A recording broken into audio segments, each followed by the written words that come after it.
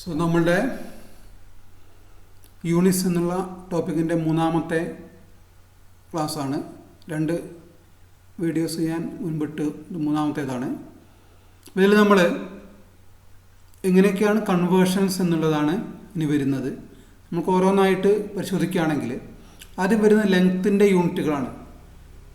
നമ്മളെ ബേസിക്കായിട്ട് വരുന്ന അളവാണ് ലെങ്ത്ത്. അപ്പോൾ നമ്മൾ പറഞ്ഞു നമുക്ക്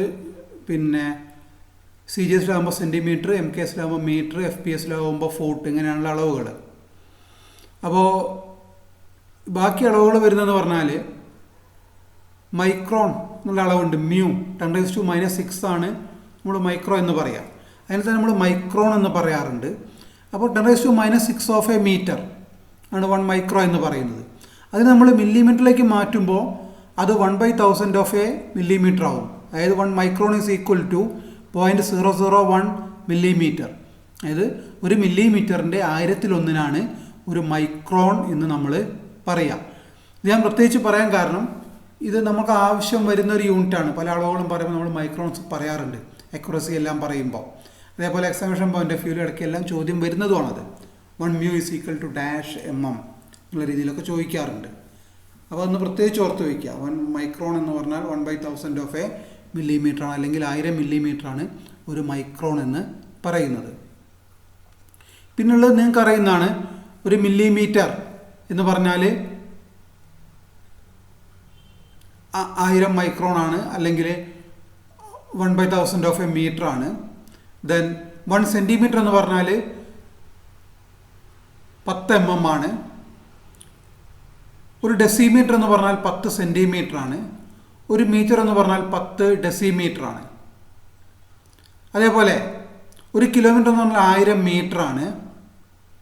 ദെൻ ഒരു ഇഞ്ച്, ഇഞ്ചിൻ്റെ സിമ്പിൾ നോക്കുക, മുകളിൽ 2 വരെയാണ് ഇടുക നമ്മൾ ഇഞ്ചിന്. ഒരു ഇഞ്ച് എന്ന് പറഞ്ഞാൽ നമ്മൾ കൺവേർട്ട് ചെയ്യുമ്പോൾ 25.4 മില്ലിമീറ്റർ ആണ് ഒരു ഇഞ്ച് എന്നുള്ളത് വരിക. അതേപോലെ ഒരു ഫൂട്ട് എന്ന് പറഞ്ഞാൽ 0.305 മീറ്ററാണ് വരിക.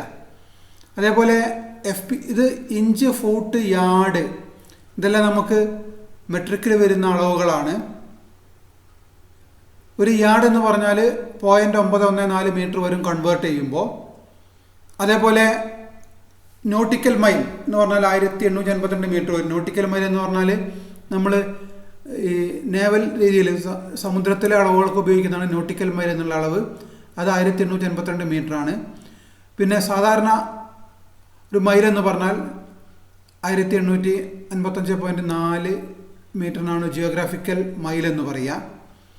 ഇനി ബാക്കിയുള്ള അളവുകൾ, ഒരു ഇഞ്ച് എന്ന് പറഞ്ഞാൽ നേരത്തെ പറഞ്ഞത് 25.4 mm ആണ്. പിന്നെ അതിനെ mm തിരിച്ച് ഇഞ്ചിലേക്ക് മാറ്റാനുള്ള അളവുകൾ വരും. അതേപോലെ ഒരു മീറ്റർ എന്ന് പറഞ്ഞാൽ 39.37 ഇഞ്ച് വരും. ദെൻ 1 കിലോമീറ്റർ എന്ന് പറഞ്ഞാൽ 0.621 മൈൽസ് വരും. ഒരു പൗണ്ട് എന്ന് പറഞ്ഞാൽ 483.6 ഗ്രാം വരും. അപ്പോൾ 1 കിലോഗ്രാം എന്ന് പറയുമ്പോൾ 2.205 പൗണ്ട് വരും. Then 1 metric ton is equal to 0.98 ton. അതായത് 2 ടണ്ണുകളുണ്ട്. ഒന്ന് മെട്രിക് ആണ്, ഒന്ന് ബ്രിട്ടീഷ് ആണ്. അപ്പോൾ ഒരു മെട്രിക് ടൺ, നമ്മൾ ഉപയോഗിക്കുന്ന ടൺ എന്ന് പറഞ്ഞാൽ 1000 കിലോഗ്രാം ആണ്. ബ്രിട്ടീഷ് ടൺ എന്ന് പറഞ്ഞാൽ എന്ന് വ്യത്യാസമുണ്ട്. അത് 2240 പൗണ്ടാണ്. അപ്പോൾ നമ്മൾ കൺവേർട്ട് ചെയ്യുമ്പോൾ 0.98 ടൺ എന്നാണ് വരിക. ഇനി ഏരിയയുടെ യൂണിറ്റുകൾ ഞാൻ ടേബിളിൽ തന്നിട്ടുണ്ട്. ഒരു സ്ക്വയർ സെൻറ്റിമീറ്റർ എന്ന് പറഞ്ഞാൽ 100 mm സ്ക്വയർ ആയിരിക്കും.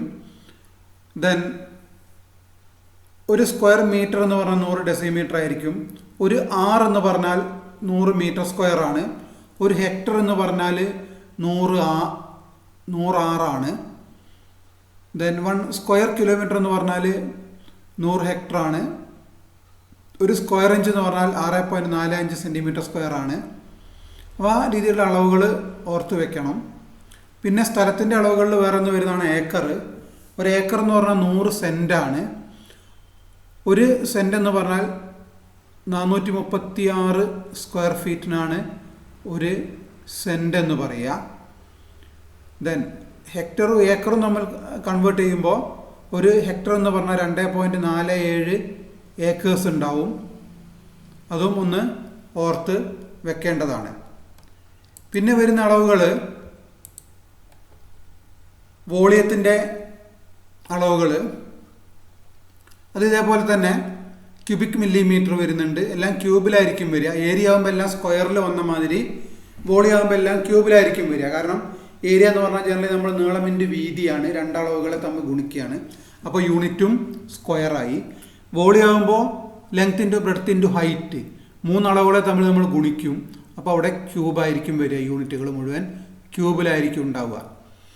അപ്പോൾ ആ അളവുകൾ ഇപ്പോൾ millimetre, cubic millimetre, cubic centimetre, cubic metre, litre, ഇങ്ങനത്തെ അളവുകളൊക്കെയാണ് ഇതിൽ വരുന്നത്. അതേപോലെ ബ്രിട്ടീഷിലാവുമ്പോൾ ക്യൂബിക് ഇഞ്ച് ഉണ്ട്, ക്യൂബിക് ഫൂട്ട് ഉണ്ട്, ഗാലൻ ഉണ്ട്. അപ്പോൾ ഈ അളവുകളൊക്കെ ഒന്ന് ഓർത്ത് വെക്കണം.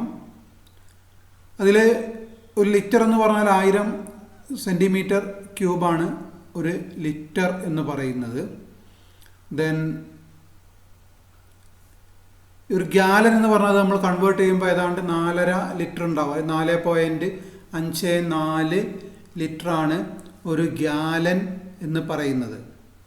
അതും ഓർത്ത് വയ്ക്കണം.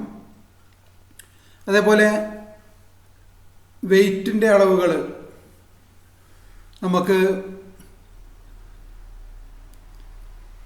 ഗ്രാം, കിലോഗ്രാം, ടണ്ണ്, അങ്ങനത്തെ അളവുകളൊക്കെ ആണ് വരുന്നത്.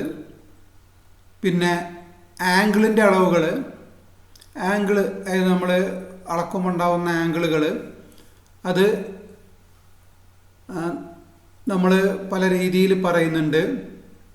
അതായത് സെക്സാഡെസിമൽ സിസ്റ്റത്തിലാണെങ്കിൽ ഒരു റൈറ്റ് ആംഗിളിന് 90 ഡിഗ്രി ആയിട്ടാണ് നമ്മൾ ചെയ്യുന്നത്. ആ ഡിഗ്രിയെ പിന്നെ മിനിറ്റായിട്ടും മിനിറ്റിനെ സെക്കൻഡായിട്ടും നമ്മൾ കൺവേർട്ട് ചെയ്യുന്നുണ്ട്. റേഡിയനിലാണെങ്കിൽ അവസാനം ഉപയോഗിക്കേണ്ട സിസ്റ്റം അതാണ്. സെക്സാഡെസിമലും അതേപോലെ റേഡിയനും. അതായത് സർക്കുലർ യൂണിറ്റ് റേഡിയൻ. റേഡിയൻ എന്ന് പറഞ്ഞാൽ 1 radian is equal to 180 degree by pi ആണ്. സമയത്തിനാണെങ്കിൽ എല്ലാ സ്ഥലത്തും നമ്മൾ സെക്കൻഡ് തന്നെയാണ് ഉപയോഗിക്കുന്നത്. അപ്പോൾ സെക്കൻഡ് പിന്നെ നമ്മൾ 60 സെക്കൻഡ് ആകുമ്പോൾ 1 മിനിറ്റും അതേപോലെ 60 മിനിറ്റ് ആകുമ്പോൾ 1 മണിക്കൂറും. ആ രീതിയിലാണ് നമുക്ക് അളവുകൾ വരുന്നത്. ഇനി നമുക്ക് വരുന്നത് കുറച്ച് പ്രാക്ടിക്കലായിട്ട് ഇതിൻ്റെ പ്രോബ്ലംസ് ചെയ്യണം. അപ്പോൾ കുറച്ച് സാമ്പിൾ ചെയ്ത ക്വസ്റ്റ്യൻസ് ഞാനിട്ട് തരാം. എന്നിട്ട് പിന്നെ കുറച്ച് എക്സർസൈസും തരാം. അപ്പോൾ അത് നിങ്ങൾ ചെയ്ത് നോക്കുക. ഓക്കെ.